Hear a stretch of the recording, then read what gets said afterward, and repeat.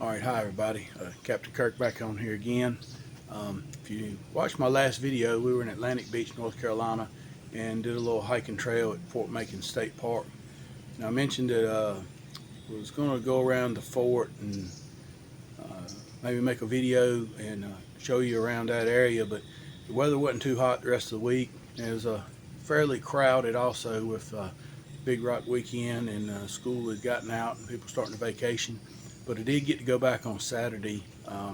They have a couple cannon days throughout the spring and summer where on the hour they fire a different cannon throughout the fort. They've got mortars, they've got 24-inch cannons, they've got 8-pounders, and so they give those demonstrations, and we got to go back and watch some of those. So I got some good footage of that. I've got 3 of them being fired. Each video is about each clip will be about 5 minutes or so long. I just filmed them doing their whole setup, prepping it, getting it loaded, and then the firing. So I'm gonna add them on here, let y'all watch through those, and just tell you that the state park, Fort Macon State Park, is the most visited park in North Carolina, and that's our tax dollars keep it up, but they don't pay for the cannons and they don't pay for the guys to shoot them. They're all volunteer. They don't pay for gunpowder. The Friends of Fort Macon take care of that. It's all donations, so they raise money through selling products at the fort, and they do some challenge coins and raise money, and they're trying to buy enough cannons to get the fort back where it was with a full battery.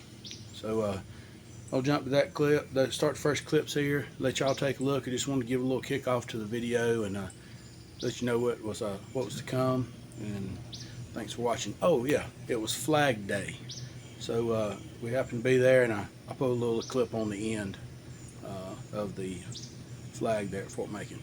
Thank you.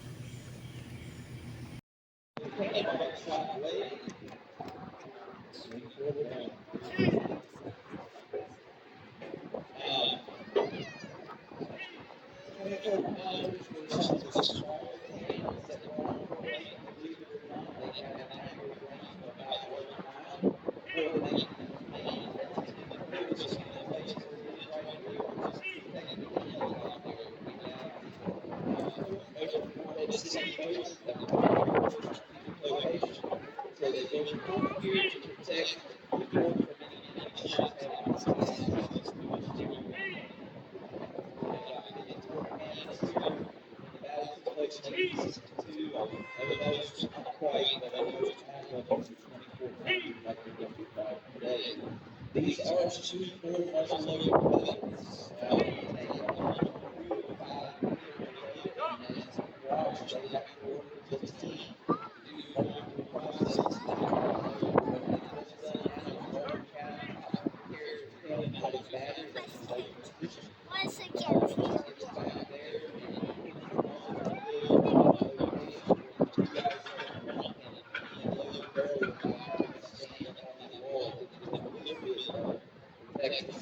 So the first 2 that they're running down here called the worm. It's got those sharp tines on it that help you remove any debris that might be left over from your last shot after firing any round.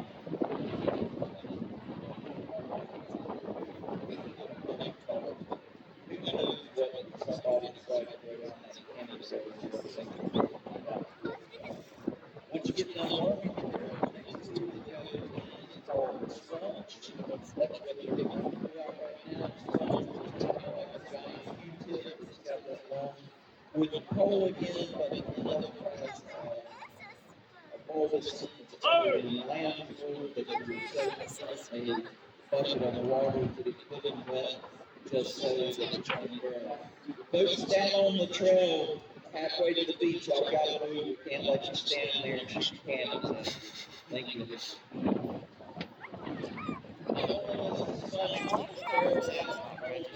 Very importantly, if you're in the middle of a battle, you're going to be shooting this thing multiple times again and again. After each shot, you want to make sure that any sparks or whatever that might be left working in the barrel have been extinguished.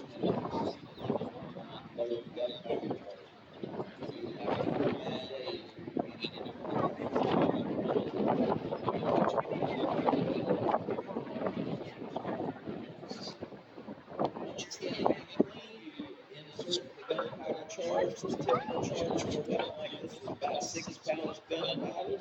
We're using 2.5 today to save a little bit of money. It will be plenty loud for you. Once the gunpowder charge is placed in, they use a tool called the rammer, which is a lot like a sling, which is like a little kind of sand tool cotton on the end of it. Ram the cartridge down to the back, make sure it's packed in good. And then if you're shooting a live round, you can then load the cannonball or whatever other type of projectile you're firing under circumstances you want to actually load. Once the cannon is loaded in that fashion, and you move it back into the battery, you can then they can place under the spokes of the large front wheels to get leverage and roll it back together. Once you get it rolled in the battery, you command it to point the pants where they aim it. The gunner, the gentleman standing on the back who's in charge of the piece, actually has a brass sight that he can set on the breech of the cannon called an load. Two of the other cannoneers will go to the rear of the piece and use those hand spikes at the supply points on the traverse wheels, which are the smaller wheels on the track in the back, so that they can move it left to right depending on where the target is. And then the gunner on the back of the cannon has access to an elevated screw to turn the other cannons depending on the range of the target or how high you use the elevation on the gun. Once you're done with that, we're going to be ready to shoot.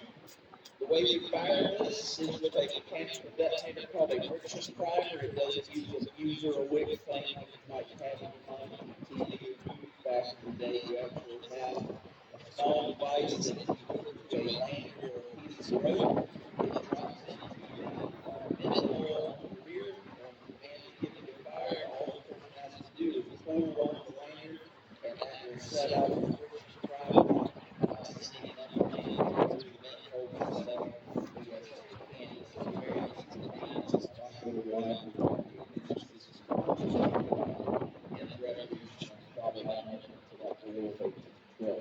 So this is the type of ignition system that we all right. This will be loud.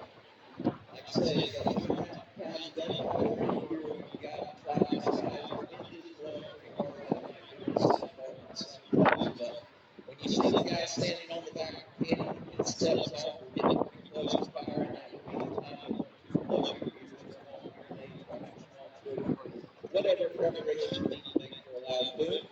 Once the cannon goes off, if you will give the crew just a couple of minutes to kind of secure the piece, but once that's over, you're more than welcome to walk up, ask questions, check things out, all that good stuff.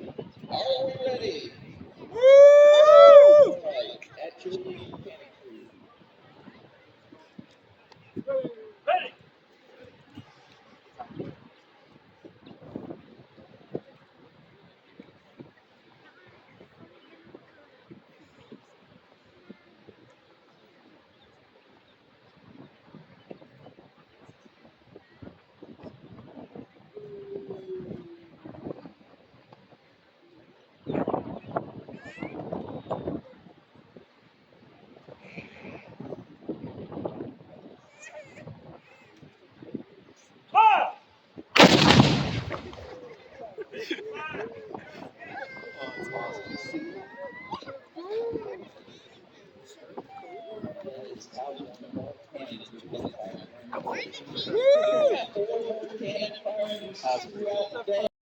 Here's a 1 and 2 man will grab the stakes and a mallet. They'll move forward to the mortar. The gunner will move to the rear of the mortar, and he will now direct them where to plant that stake in line with the stake up on top of the wall. Once that's in position, they're going to tell another stake to go to the rear of the mortar, and they're going to hand that to the rear of the mortar, to short stake. They're going to hand that to the gunner. The gunner's going to line that up with the stake in front of the mortar and the one up on top of the wall. He's trying to get himself a series, kind of line. He's trying to get his survey stake set up where exactly he wants that ball to go. Once that's completed, they're going to take a third stake and they're going to drive that behind the number one's position. This is used to hold a wiping cloth that facilitates cleaning of the barrel. Once that's done, they're going to go back to their positions on the mortar platform and await further instructions from the gunner. Once the gunner is satisfied and everything what a pointing stake is, he's going to start handing out implements.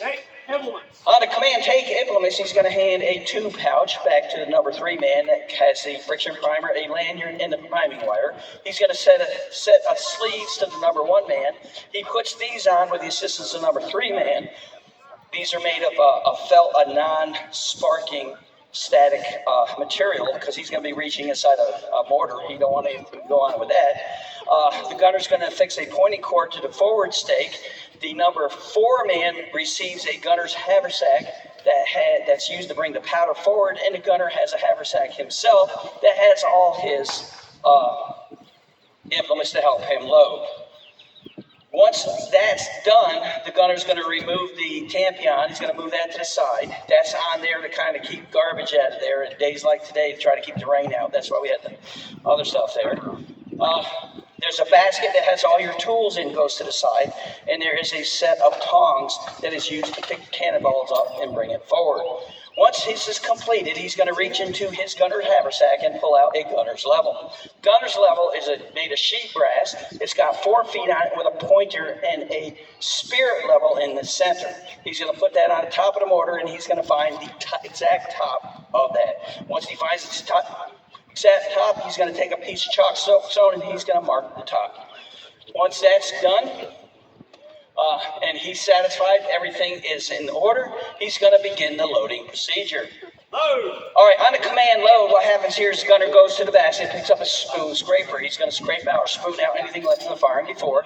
The 2 and 4 man will go to the rear of the mortar to hook up Mr. Wilson and bring him forward. While this is going on, the number 3 man is going to be sweeping the platform, punching the vent with a priming wire, and getting ready. The number 1 man is waiting for the 2 and 4 man to come back. What happens with him is he's going to go up and he's going to make sure he reaches into the mortar and he's going to wave out after the gunner cleans it. Then the 2 and 4 is going to go between the gunner and the mortar. The number 1 man will pass the wiping cloth off to the number 4 man.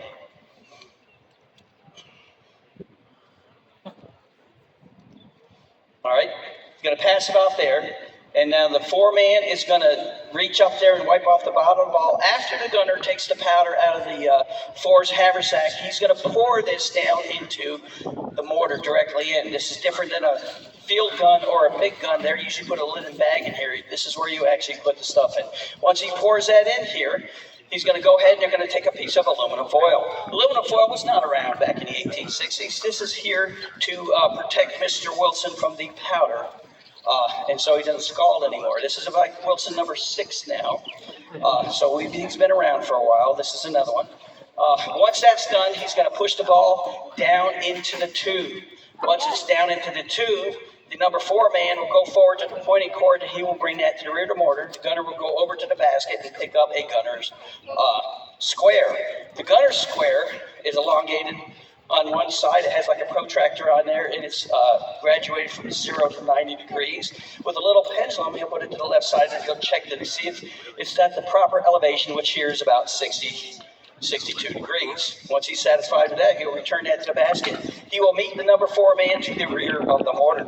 He will take the pointing cord from the number 4 man. All the other mortarmen will have their hand spikes in their hands and getting ready for the next command, which is the pointing command.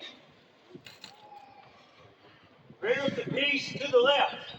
All right, what we're doing is we're moving the barrel and the whole mortar to match the stakes at the top, at the front, and at the back. So that cord that's actually going to sit across where he made that level from that piece of chalk or soapstone. Now, you're seeing them do all this stuff. A good mortar crew can shoot these about 12 times an hour.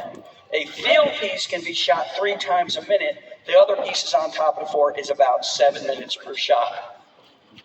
Once everything's good there, and he's going to move forward, and he's going to put the pointing cord back to the front. The command ready is given. On the command ready, the 1, 2, and 4 man will go to the rear of the mortar. The number 3 man will affix his friction primer to the lanyard, and once it's fixed to the lanyard, The gunner will now help them out. They're going to actually put something at the flexion board that we made. That the flexion board is not part of the original drill. We want that friction primer to go straight back down. That's why we don't want anybody behind up there, just in case it decides to go that way. The friction primer is inserted in the vent. The pointing board's in place. The number 3 man will move to the rear of the motor. Once that's done, the gunner will move to the windward side to see where the ball is going to go. I am going to go over here and we're going to check to make sure our range is clear.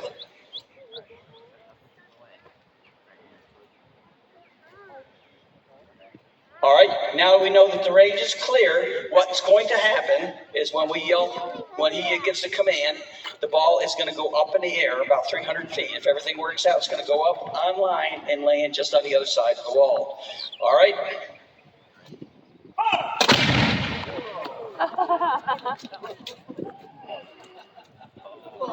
It did what we wanted to do. Now, folks, I was worried today because there's a lot of wind. We're probably running almost 15 to 20 miles an hour, so I beefed her up a little bit, and she went exactly where we wanted to go. All right, other than that, if you're interested in the challenge coins, they're up there. They can put in the specs of the large wagon thing. Use that as leverage for all the time carriage in the rear. The bottom carriage stays stationary, the top can roll forward and backward. That helps with loading, and it helps absorb the recoil when you're firing out of the cannonball.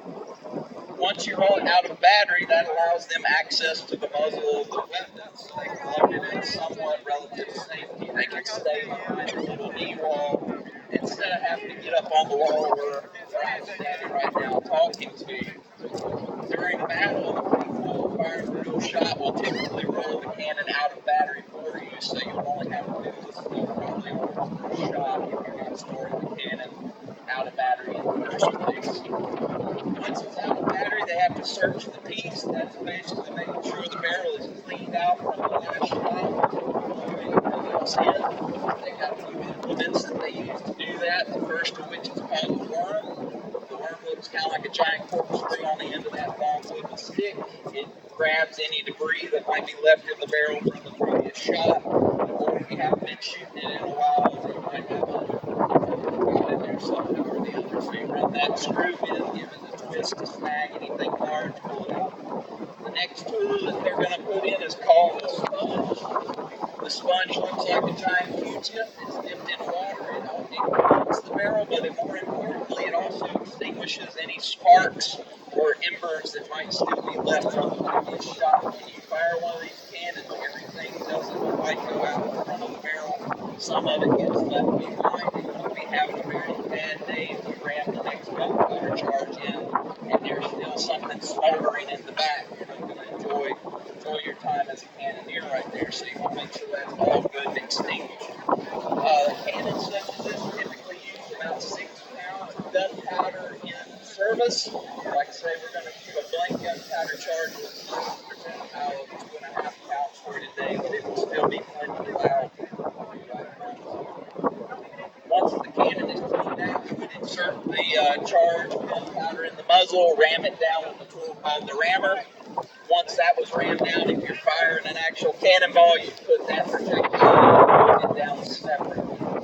Once you're loaded up in that fashion, the next step is to go back into battery. The gunner will give the command in battery, and this cannon crew will want to give the team with those end spikes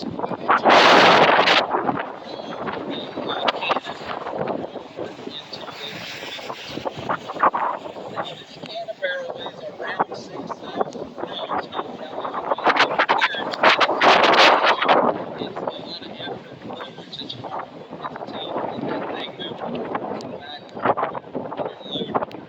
Once they get it back, that's basically it. The cannoneers will move to the rear with their hand spikes to leverage the cannon left or right in which direction the gunner wants to aim it. And then the gunner has a sight in his gunner's satchel that he can put on the breech to help him aiming at the target, along with an elevating screw and below the breech that he can adjust the elevation of the barrel either up or down depending on the range that he's firing at. Once we get done pointing, the next command is going to be ready.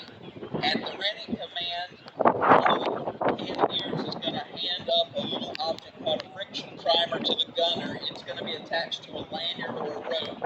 The friction primer is what we set the cannon off with. This is what they used back in the 1860s, and that's what we're going to use today. It's a mechanical device.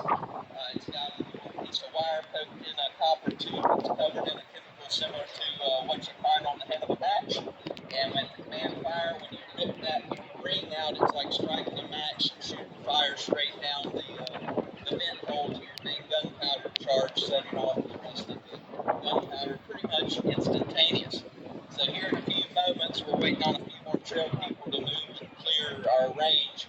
When you see the gunner, the gentleman standing on the cannon, he steps off and plug your ears, turn on your ear and watch your small tube. Those on the outer walls, watch your feet. That will give you time to get ready to fire the cannon, which will make a loud noise. And anybody standing in this direction will really get some nice smelly smoke on your cross. All right. Are we ready? All right.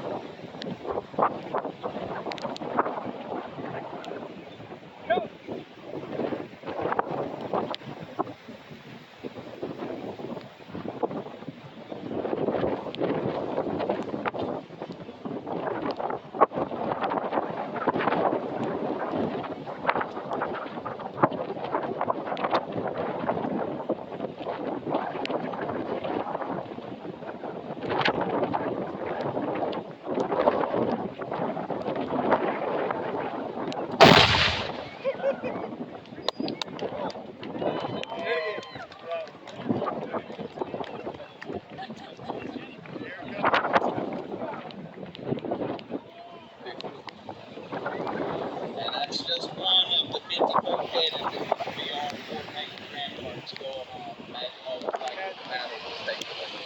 We thank y'all for coming out. We're going to try to do our next shot at 2:30. If it's not pouring down rain,